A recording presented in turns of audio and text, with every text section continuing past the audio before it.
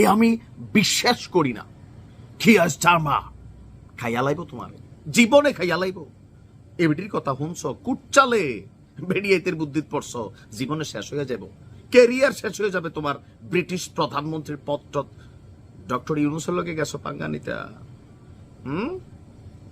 ABT কইছে যে খবরদার আপনি কিন্তু দেখা করেন না, টেহাডি নিয়ে গিয়ে আমরা দেশের থেকে। কারণ এবিটি তো ব্রিটিশ নাগরিক।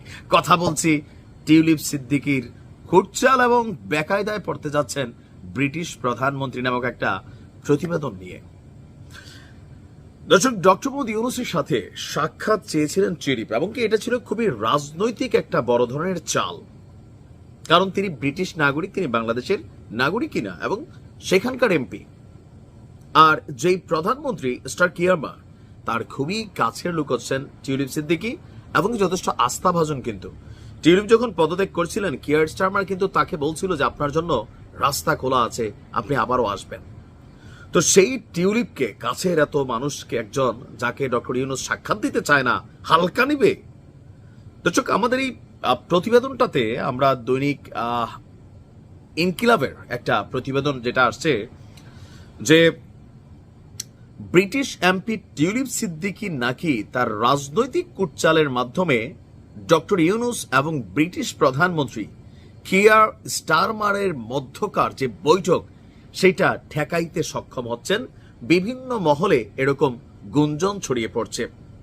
লেবার নেতা এবং ব্রিটিশ প্রধানমন্ত্রী কিয়ার স্টারমার এমপি টিউলিপ সিদ্দিকের কথায় কান দিয়ে বেকায়দায় পড়তে যাচ্ছেন বলে মনে করছেন বিশেষজ্ঞরা। বিষয়টি যদি সত্যি হয়, তাহলে এটা হতে পারে আওয়ামী লীগের জন্য অশনি সংকেত, এমনটাই ধারণা রাজনৈতিক বিশ্লেষকদের। তবে কোন সেই বিশ্লেষণকারী, সেইটার তথ্য পাই নাই। এখন এটা হইতে পারে, কেন হইতে পারে বললাম না, যে টিউলিপ সিদ্দিকীর বিরুদ্ধে যে অভিযোগ আনা হয়েছিল, তো সেই অভিযোগ আসার পরে তার বিরুদ্ধে কিন্তু যুক্তরাজ্যের সরকার তাদের মিনিস্ট্রি থেকে একটা ইনভেস্টিগেশনের জন্য তারা কিন্তু একটা টিম তৈরি করছিল। সেই টিমের ইয়াতে কিন্তু টিউলিপ সিদ্দিকী সম্ভবত পার পেয়ে গিয়েছিলেন। তারপরও তার বিরুদ্ধে যেহেতু একটা রাশিয়ার সাথে, ওই যে আমাদের রূপপুর পারমাণবিক বিদ্যুৎ কেন্দ্র, কয়েকশো কোটি ডলারের রাশিয়া বাড়িটা নিয়ে কিন্তু সেই প্রতিষ্ঠানের বিরুদ্ধে মামলা দিছিল। তো ফাইনালি কিন্তু এটা থেকে ব্রিটিশ জনগণের কাছে অনেকটা বাইচা গেছিলেন, বা তিনি তার মন্ত্রী পদটা থেকে তিনি পদত্যাগ করছিলেন যেন দলের ভাবমূর্তি নষ্ট না হয়। এখন এখানে বলা হয়েছে যে ডক্টর মোহাম্মদ ইউনূস যখন তার এই ইনভাইটেশন প্রত্যাখ্যান করেছেন, বিষয়টা টিউলিপের জন্য অবশ্যই ছিল লজ্জার এবং অপমানের। রাজনৈতিক বিভিন্ন মহল থেকে জানা যাচ্ছে যে বাংলাদেশের অন্তর্বর্তী সরকার ডক্টর ইউনূস এবং ব্রিটিশ প্রধানমন্ত্রীর মধ্যকার বৈঠক অনুষ্ঠিত হলে সাবেক প্রধানমন্ত্রী শেখ হাসিনা সহ তার দোসরদের অর্থ পাচার সহ তার ভাগ্নি টিউলিপ সিদ্দিকের বিরুদ্ধে নানান অভিযোগের প্রমাণ হয়তো ডক্টর মোহাম্মদ ইউনূস তুলে ধরত। এছাড়াও ডক্টর মোহাম্মদ ইউনূস লন্ডনে আসার আগে তার সাথে দেখা করতে টিউলিপ যে পত্র দিয়েছেন তার বিষয়েও ব্রিটিশ প্রধানমন্ত্রীকে অবহিত করেন, এবং তার সাথে দেখা করতে ডক্টর মোহাম্মদ ইউনূসের অনাগ্রহের কথা ব্রিটিশ প্রধানমন্ত্রীকে টিউলিপ জানা, যে দেখেন আমি ওনারে বললাম যে আপনি আসেন, আমার সাথে বসেন। এমনকি টিউলিপ কিন্তু কিছু অভিযোগ করছে যে দুদককে উনি মেইল করতেছে, দুদক রিপ্লাই করতেছে না, এবং কি তার আইনজীবীর এটা নিয়ে অনেক কথাবার্তাও বলছে। সো এখানে অনেকটা গোছালো অবস্থানে ছিল টিউলিপ সিদ্দিকী, নিজেকে, নিজের জায়গাটাকে পরিষ্কার করার জন্য। ইভেন ডক্টর মোহাম্মদ ইউনূসকে যে প্রশংসা করছেন, এগুলা কিন্তু বিদেশিরা একভাবে নেয়। বাংলাদেশে তোমার অন্তরে কি, তোমার চেহারা দেখে তো বোঝা যায় এত ভালো ভালো না, কিন্তু বিদেশিরা দেখবেন খুব প্রশংসা করে।